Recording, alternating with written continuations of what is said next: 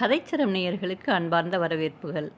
இன்று நாம் பார்த்தசாரதி அவர்களின் பொன் விலங்கு என்ற நாவலை காண உள்ளோம். அதிகாரம் 27. கல்லூரியின் 2வது நாளாகிய அன்று சத்தியமூர்த்தி ஒரு வகுப்பிற்கு செல்ல நேர்ந்தது. டைம் டேபிள் இன்னும் வகுக்கப்படவில்லையாதலால் கல்லூரி முதல்வரின் கையொப்பமிட்ட சர்க்குலர் ஒன்று அவனுக்கும் வேறு சில ஆசிரியர்களுக்கும் பாட வேலை குறிக்கப்பட்டு அனுப்ப பெற்றிருந்தது. புதிய ஆசிரியர்களில் சத்தியமூர்த்தி ஒருவனுடைய பெயர்தான் அன்று இருந்தது. அவன் அந்த வகுப்பிற்கு சென்றான். BA முதலாண்டு மாணவர்கள் 60-70 பேர் ஒரு ஹாலில் அடைந்து கிடந்தார்கள்.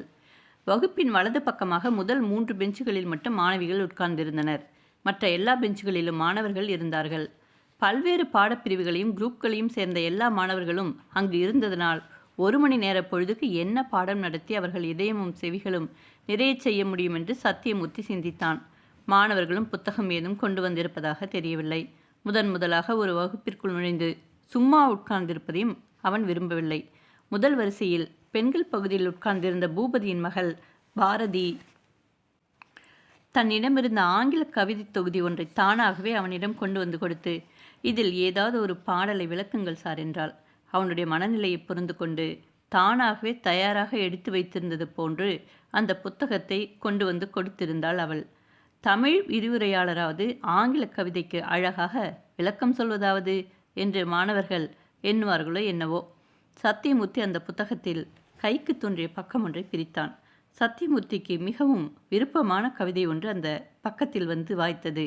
ஷீ வாக்ஸ் இன் பியூட்டி என்று தொடங்கும் அழகிய கவிதை அது. பாரதியாரின் அழகு தெய்வம் என்ற கவிதையை அதனோடு ஒப்பிட்டு மாணவர்களுக்கு விளக்கத் தொடங்கினான் சத்தியமூர்த்தி. அந்த கவிதையை உணர்ச்சி வசப்பட்டு விளக்கி கொண்டிருந்த பொழுது அவன் நினைப்பில் மோகினியின் நீர் பெருகும் விழிகள் தோன்றின. அவளுடைய சத்தியமான தூய அன்பு நினைவிற்கு வந்தது அவனுக்கு. நட்சத்திரங்கள் நிறைந்த நிர்மலமான இரவு நேரத்து நெடு நீலவானில் தனியாக மிதப்பதைப் போன்ற மோகினியின் தெளிவான அன்பை எண்ணினான் அவன். She walks in beauty like the night of cloudless climes and starry skies என்று அந்த வரிகளை கணீர் என்று தொடங்கியதுதான் அவனுக்கு நினைவிருந்தது. அதன் பின் அவன் அந்த கவிதையில் தானே 2 கலந்து விட்டான். மோகினியோடு பழகிய அழகிய அனுபவங்கள் அவனுடைய அந்த சொற்பொழிவை இணையற்றதாக செய்தன.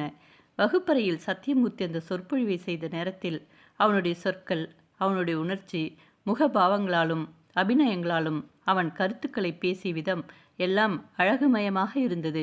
பிறரை ஏங்கச் செய்கிற வசீகரமான சொல்லுக்கும் நினைப்பிற்கும் சொந்தக்காரன் யாரோ அவன் அதிசயமானவனாக இருக்க வேண்டும். அந்த விரிவுரையை கேட்ட மாணவர்கள் அத்தனை பேருக்கும் அவன் அப்படி ஒரு அதிசயமாகத்தான் தோன்றினான். A mind at peace with all below a heart whose loves is innocent என்ற அந்த கவிதையின் கடைசி வரிகளையும் அவன் கூறி விவரித்து முடித்த பொழுது வகுப்பு முடிய வேண்டிய நேரத்திற்கு மேலும் 1/4 மணி நேரம் ஆகியிருந்தது. மாணவ மாணவிகள் எழுதி வைத்த சித்திரங்களைப் போல அசையாமல் கட்டுண்டு கிடந்தார்கள். அந்த பாடலின் நடுவே ஹவு பியூர் ஹவு டியர் என்ற தொடர்களை ஒலித்த பொழுதும் மோகினி பரிபூரணமாக அவன் மனக்கண்களில் தோன்றி நின்றாள். வகுப்பை முடித்துவிட்டு அவன் மாணவ மாணவிகளின் பக்கம் திரும்பி மௌனமாக நிமிர்ந்து பார்த்த பொழுது அத்தனை பேருடைய கண்களும் முகங்களும் ஆச்சரியத்தினாலும் வியப்பினாலும் மலர்ந்திருப்பதை கண்டான். அவனிடமிருந்து புத்தகத்தை திரும்பி வாங்கிக் கொள்ள வந்த பாரதி, இந்த வகுப்பில் உள்ள எல்லா மாணவர்களும் தங்கள் வாழ்நாளில் இதற்கு முன் இப்படி ஒரு இலக்கிய நியமிக்க விரிவுரையை கேட்டதில்லை சார் என்று மகிழ்ச்சி பெருக்கோடு சொல்லிவிட்டு போனாள். வகுப்பறையை விட்டு வெளியேறும் பொழுது சத்தியமூர்த்தியை பின்பற்றியும் சூழ்ந்து கொண்டும் மாணவர்கள் கூட்டம் வைத்தது. தங்கள் மனத்திற்கு பிடித்த ஒரு நல்ல விரிவுரையாளரை கண்டுபிடித்து விட்ட மகிழ்ச்சியில் முகத்தில் மனதிலும் ஆர்வம் பொங்க சூழ்ந்தார்கள் இளைஞர்கள். அவர்களுடைய அன்பு நிறைந்த பாராட்டுதல்களில் இருந்தும் ஆர்வம் நிறைந்த விசாரிப்புகளில் இருந்தும் சிறிது சிறிதாக தன்னை விலக்கி விடுபட்டு வகுப்பறையிலிருந்து வெளியே வந்த சத்தியமூர்த்தி அந்த அறையின் கதவோரமாக நின்று கொண்டிருந்த பூபதியை பார்த்து திகைத்தான். அவனை பின்பற்றி கூட்டமாக வந்து கொண்டிருந்த மாணவர்கள் நிர்வாகியே அங்கு வந்து நின்று கொண்டிருப்பதை பார்த்து விலகி பின்தங்கினர். ஆனால் பூபதியின் முகமோ காணாததை கண்டுவிட்டதைப் போல மலர்ந்து போயிருந்தது. அந்த வகுப்பு தொடங்கிய சிறிது நேரத்திற்கெல்லாம் அவர் வந்து நின்று கேட்க ஆரம்பித்திருக்க வேண்டும் என்று தோன்றியது. இளம் நண்பரே, முதலில் என்னுடைய மனப்பூர்வமான பாராட்டுதல்களை ஏற்றுக்கொள்ளுங்கள். கல்லூரி வகுப்பறையில் நிகழ்த்தப்படுகிற ஒரு சாதாரண விரிவுரையில் இத்தனை மெருகும் நயமும் அமைய முடியும் என்பதை நான் இன்றுதான் முதலாக கண்டேன்.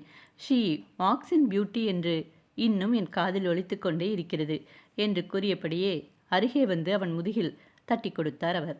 மேலே விரைவாக நடந்து போக முடியாதபடி தன்னை தயங்கி நிற்கச் செய்துவிட்ட அந்த புகழுக்காக நாணினான் சத்தியமூர்த்தி.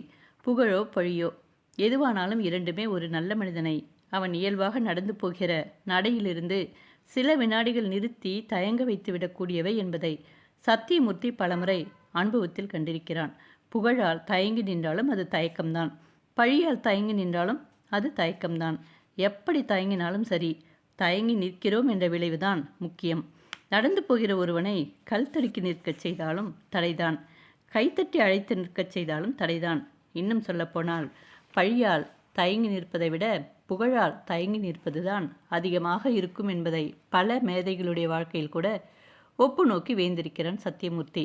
நடந்து போவதற்கு முந்தும் வலது காலும் ஒரு நாகரிகத்திற்காக போக விடாமல் தயங்கி நிற்க வேண்டிய அவசியமாக பூபதியை எதிர்கொண்டான் அவன்.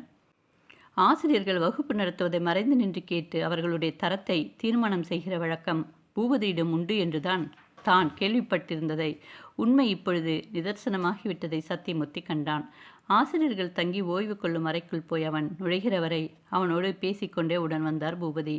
அரைவாசல் வரை பூபதி அவனோடு கூட வந்ததினால் உள்ளே உட்கார்ந்திருந்த ஆசிரியர்களில் சிலர் அவனை அதிகமாக உறுத்து பார்த்தார்கள். ஒரு மூலையில் உட்கார்ந்திருந்த பொருளாதார விரிவுரையாளர் மெல்ல எழுந்து வந்து குறும்புத்தனமான தொனியில் சத்தியமூர்த்தியிடம் ஒரு கேள்வி கேட்டார். நீங்கள் நம்முடைய கல்லூரி நிர்வாகிக்கு மிகவும் வேண்டியவர் போலிருக்கிறதே. நேற்றானால் அந்த விருந்து கூட்டம் முடிந்ததும் உங்களை தேடி வந்து நீங்கள் செய்த சொற்பொழிவை வானாலாவாக புகழ்ந்தார். இன்றோ உங்களுடன் சிரித்து பேசிக்கொண்டே இந்த அரைவாசல் வரை கொண்டு வந்துவிட்டு போகிறார். பெரிய யோகக்காரர் ஐயா, நீர் பிடித்தாலும் சரியான புளியங்கொம்பாகத்தான் பிடித்திருக்கிறீர்கள் என்று அந்த பாமர மனிதர் தன்னை விசாரித்த விதம் சத்தியமூர்த்தியின் மனதை மிகவும் புண்படுத்தியது. நாகரிகமாக நினைப்பதற்கும் பேசுவதற்கும் தெரியாதவர்கள் கூட படித்து பட்டம் பெற்றவர்களாக இருப்பதை எண்ணி வருந்தினான் அவன். பூத்தொடுப்பது போல முறையான மென்மையோடு மணக்க மணக்க உரையாடவும் பிறரோடு பழகவும் தெரியாத பலர் பெரிய பட்டங்களுக்கும் பதவிகளுக்கும் சொந்தக்காரர்களாக இருப்பதை அவன் பொது வாழ்வில் அதிகம் பார்த்திருக்கிறான். இன்று இங்கேயும் அதைத்தான் பார்த்தான். பதில் சொல்லாமல் சிரித்து மழுப்பிக் கொண்டிருக்கிறவரை இந்த விதமான பேச்சுக்கள் வளர்ந்து கொண்டே போகும் என்பதும் அவனுக்கு தெரியும். வேண்டியவர் வேண்டாதவர் என்பதை இதை வைத்து எப்படி தீர்மானம் செய்ய முடியும்? நீங்கள் கூடத்தான் நேற்றும் என்னை தேடி வந்து பேசினீர்கள், இன்றும் தேடி வந்து பேசுகிறீர்கள். இப்படி 2 முறை தேடி வந்து பேசிவிட்டதாலேயே நீங்கள் எனக்கு மிகவும் வேண்டியவர் என்று நான் தீர்மானம் செய்துவிட முடியுமா என்று குறும்பு சிரிப்புடனே அவரை கேட்ட கேள்வி பதில் ஒன்றும் சொல்ல முடியாமல் திணறச் செய்தது. அந்த வினாடியிலிருந்து அவர் சத்தியமூர்த்தியிடம் அனாவசியமாக பேசுவதற்கு பயப்படத் தொடங்கினார். பொருளாதார விரிவுரையாளர் அங்கிருந்து எழுந்து சென்ற சிறிது நேரத்திற்கெல்லாம் சத்தியமூர்த்திக்கு அருகே அமர்ந்து புத்தகம் படித்து கொண்டிருந்த தாவரையியல் விரிவுரையாளர் சுந்தரேசன் ஏதோ பேச தெரியாமல் பேசிவிட்டார். நீங்கள் அவருக்கு பதில் சொல்லாமல் சும்மா இருந்திருக்கலாம். வந்ததும் வராததுமாக புது இடத்தில் ஒருவரை பகைத்து கொண்டிருக்க வேண்டாமே என்றார் சத்தியமூர்த்தி. அதை கேட்டு சிரித்தான். பொது வாழ்வில் பலவற்றை தழுவி உறவு கொள்ள தெரிந்திருப்பதைப் போல சிலவற்றை பகைத்து எதிர்கொள்ளவும் துணிவு வேண்டும் என்று நண்பன் குமரப்பன் அடிக்கடி சொல்லுவான். வேண்டாதவற்றிலிருந்து தம்மை அவ்வப்பொழுது தப்பிக்க செய்து கொண்டு விலகி திருப்திப்படுத்துவதை காட்டிலும் வேண்டாதவற்றை நம்மிடமிருந்து தவிர்த்து விலக்கி விடுவது புத்திசாலித்தனம். சுந்தரேசன், இந்த பொருளாதார விரிவுரையாளர் என்னை பற்றி என்ன நினைத்து கொண்டாலும் எனக்கு கவலை இல்லை. நான் அவருக்கு பொருத்தமான சொல்ல முடிந்த பதில் எதுவோ அதைத்தான் சொல்லியிருக்கிறேன். இதனால் அவருக்கு உங்கள் மேல் அனாவசியமான வெறுப்பும் கோபமும் உண்டாகலாம். உண்டாகட்டுமே. இன்னொருவருடைய வெறுப்பும் கோபமும் குறுக்கிடாத பகையற்ற வாழ்க்கை எங்கேதான் இருக்கிறது என்று சத்தியமூர்த்தி கேட்ட கேள்விக்கு சுந்தரேசன் மறுமொழி கூறவில்லை. இடைவெளியின் பொழுது சத்தியமூர்த்தி சுந்தரேசனையும் அழைத்து கொண்டு கல்லூரி உணவு விடுதிக்கு சாப்பிடப் போயிருந்தான். அங்கேயும் மாணவர்கள் கூட்டம் அவனை சூழ்ந்து கொண்டு விட்டது. ஒவ்வொரு பிரிவைச் சேர்ந்த மாணவர்களும் தங்கள் தங்கள் வகுப்புகளுக்கு அவன் வர வேண்டும் என்று ஆசைப்பட்டார்கள். எதிர்காலத்தில் திடமான நம்பிக்கை கொள்ளச் செய்யும் அந்த இளைஞர்களின் ஆர்வம் சத்தியமூர்த்திக்கு மிகவும் இதமாக இருந்தது. பகல் 2:30 மணிக்கு அவன் உணவு விடுதியிலிருந்து திரும்பிய பொழுது தமிழ்துறை தலைவர் காசிலிங்கனார் ஆசிரியர்கள் அறையின் முகப்பில் அவனை எதிர்பார்த்து காத்திருந்தார். மிஸ்டர் சத்தியமூர்த்தி, உங்களோடு 2 நிமிஷம் தனியாக பேச வேண்டும் என்ற வேண்டுகோளுடன் அவனை அணுகினார் அவர். அவர் அருகில் ஏற்கனவே நின்று கொண்டிருந்த மிஸ் வகுலாம்பிகை, ப்ரொஃபஸர், நான் உங்களை அப்புறம் பார்க்கிறேன் என்று குறிப்பறிந்து விலகிச் சென்றாள். சத்தியமூர்த்தி ஒரு பக்கமாக தனி அழைத்துச் சென்று தாம் சொல்ல வேண்டிய செய்தியை எப்படி ஆரம்பித்து எப்படி சொல்லி முடிப்பதென்று தயக்கத்தோடு ஏதோ ஒரு விதத்தில் வார்த்தைகளை பின்னி பின்னி பேசலானார் காசிலிங்கனார். இப்பொழுது நான் சொல்லப்போவதெல்லாம் நம்முடைய தமிழ் டிபார்ட்மெண்ட்டின் நன்மைக்காகத்தான். தயவுசெய்து இனிமேல் எந்த வகுப்பிற்கு போனாலும் நம்முடைய டிபார்ட்மெண்ட்டுக்கு தொடர்புடைய ஏதாவது ஒரு பாடத்தை நடத்திவிட்டு வாருங்கள். பாடத்திட்டங்களும் யார் யாருக்கு எந்த வகுப்பு என்பதும் இன்னும் முடிவாகவில்லையானாலும் போகிற வகுப்பு எதுவாக இருந்தாலும் நான் சொல்கிறபடி செய்துவிடுவது நல்லது.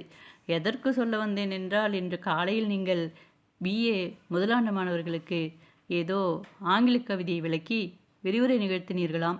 கல்லூரி நிர்வாகி அதை கேட்டுவிட்டு பிரின்சிபலிடம் போய் உங்களை ஒரே அடியாக தூக்கி வைத்து பேசி கொண்டாடியிருக்கிறார். இங்கிலீஷ் டிபார்ட்மெண்ட்டுக்கு புது புது டீச்சிங் மெத்தட்ஸ் தெரிவதற்காக வருஷத்திற்கு 10,000 ரூபாய்க்கும் குறையாமல் ரெஃபரன்ஸ் புத்தகங்களை வாங்கி குவிக்கிறீர்களே. மாணவர்கள் மனதில் பதியும்படியான அழகு உணர்ச்சியோடு காலையில் அந்த பையன் நடத்தியதைப் போல ஒரு கவிதை வகுப்பு யாராவது இதுவரை இங்கு நடத்தியிருக்கிறீர்களா என்று கல்லூரி நிர்வாகி உங்களை கொண்டாடியதை ஒட்டி இங்குள்ள இங்கிலீஷ் டிபார்ட்மெண்ட்டை பற்றி குறைத்து சொல்லியிருக்கிறார். பிரின்சிபல் அவரிடம் ஒன்றும் எதிர்த்து பேச முடியவில்லை. பேசாமல் தலை குனிந்து கொண்டு இருந்துவிட்டார். நிர்வாகியின் தலை மறைந்ததும் என்னை கூப்பிட்டு வயிற்றெரிச்சலை எல்லாம் கொட்டி தீர்த்து கொண்டாயிற்று. நீங்கள் அந்த வகுப்பில் மாணவர்களுக்கு ஆங்கில கவிதையை விளக்கி விரிவுரை நிகழ்த்தியதால் தான் இவ்வளவு வம்பு வந்ததாம். இனிமேல் தமிழ் பகுதியைச் சேர்ந்த ஆசிரியர்கள் எந்த வகுப்பிற்கு போனாலும் தமிழையே நடத்தச் சொல்லுங்கள். இல்லாத அதிக பிரசங்கித்தனமெல்லாம் வேண்டாம் என்று என்னிடம் எரிந்து விடுகிறார் பிரின்சிபல். நேற்று நிர்வாகியின் வீட்டு தோட்டத்தில் நீங்கள் பேசியதை பற்றியும் பிரின்சிபலுக்கு நிறைய மனத்தாங்கள் இருக்கும் போல தோன்றுகிறது என்று கூறினார். இவ்வாறு காசிலிங்கனார் கூறியவற்றையெல்லாம் கேட்டு சத்தியமூர்த்திக்கு சிரிப்பு வந்தது.